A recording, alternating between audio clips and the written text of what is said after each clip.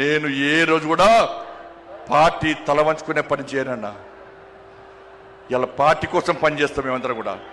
ప్రతి భారతీయ జనతా పార్టీ కార్యకర్త జై శ్రీరామ్, భారత్ మాతాకి జై అని నేను భారతీయ జనతా పార్టీ కార్యకర్తలని చెప్పి తలెత్తుకొని సగర్వంగా తలెత్తుకునే విధంగా పనిచేస్తుంది తప్ప పార్టీకి తల వంచే పని చేయనన్నా.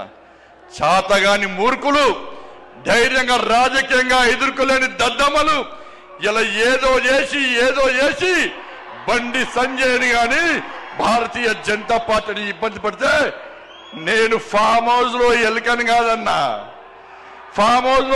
కాదన్నా, నేను నా అయ్య పేరు చెప్పి రాజకీయాలు రాలేదన్నా, నా తాత పేరు చెప్పి రాజకీయాలు రాలేదన్నా, ఏదో జెండా పెట్టి ఎత్తే రాలేదన్నా.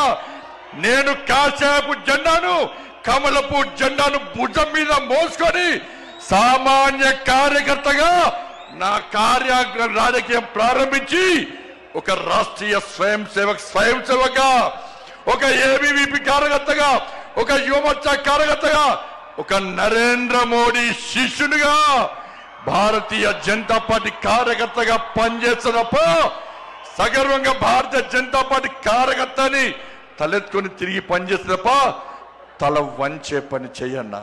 నన్ను నమ్మండి అన్నా, తప్పుడు ప్రచారం నమ్మకండి అన్నా. మా ఎంబడి ఉండండి, ఇక వదిలిపెట్టే ప్రసక్తే లేదు.